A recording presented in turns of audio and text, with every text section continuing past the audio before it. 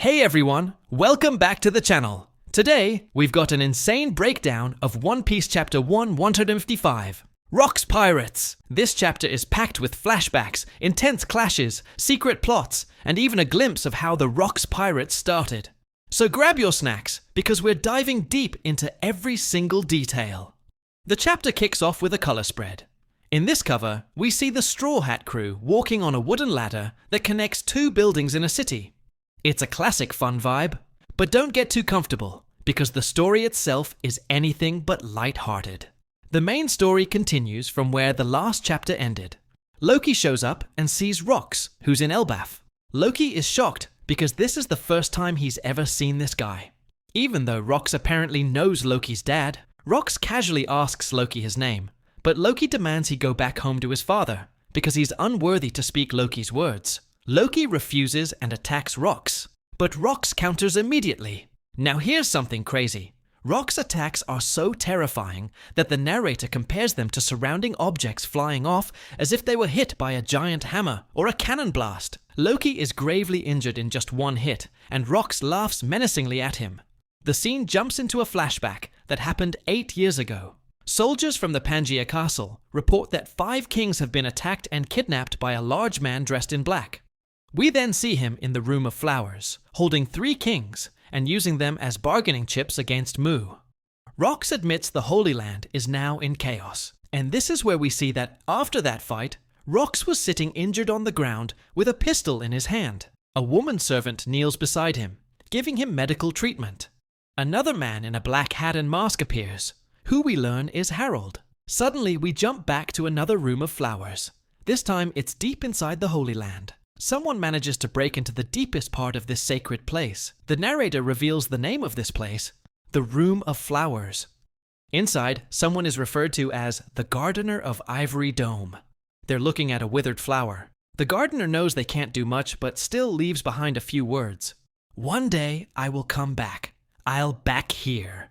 Next, we see a young Rox fighting fiercely with another man named Harold. Their clash is so intense, it's compared to Roger versus Whitebeard, or Luffy versus Kaido. Their swords don't even touch each other. It's pure haki. The narrator says the sheer clash of these two wiped out all wildlife in a 5-kilometer radius. Both clashed multiple times, but after the final clash, they both escape together. Harold asks Rox why he was in Elbaf, because he was supposed to be dead. Rox tells Harold that if they both survived, they'd meet again. Harold admits he'd never join a villain like Rox again. But Rox points to the red line and says Harold would be shocked if he saw how crazy he was now. The narrator explains that due to emergency treatment, the admiral that Rox attacked in Mary Jouas finally died. So the world government put a massive bounty on Rox's head.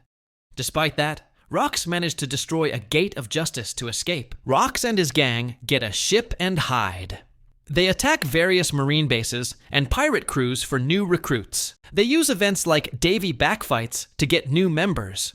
However, they don't officially form the Rox Pirates yet.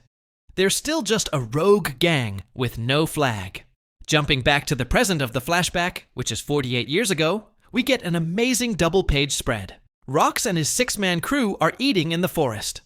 They toast with Harold and Loki. Loki is bandaged up. Harold quietly confronts him about what happened. Loki's injuries are almost healed. Harold insists Loki go home to see his father. Loki refuses because he wants to join Rox and become a pirate.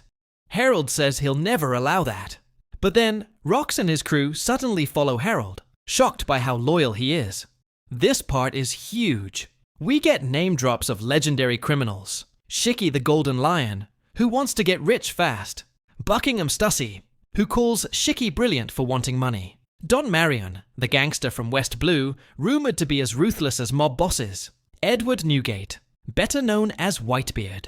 Wang Ji, the pirate guru and future admiral of Pirate Island.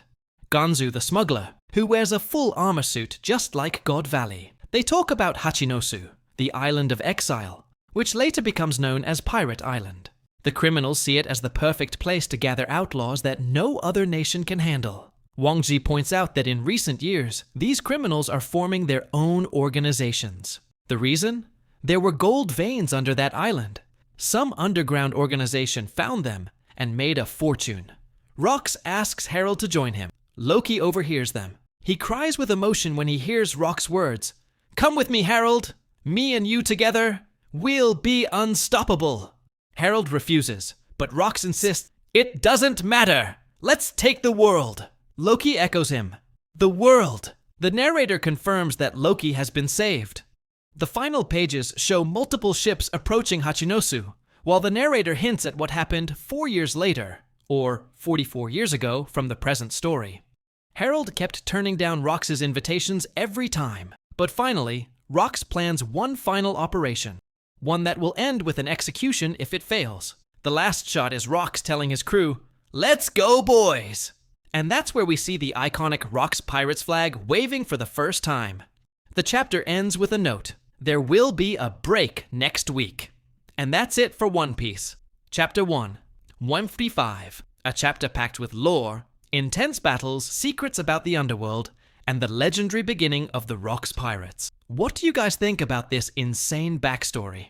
Drop your thoughts below, and don't forget to like, share, and subscribe for more One Piece breakdowns. See you next time.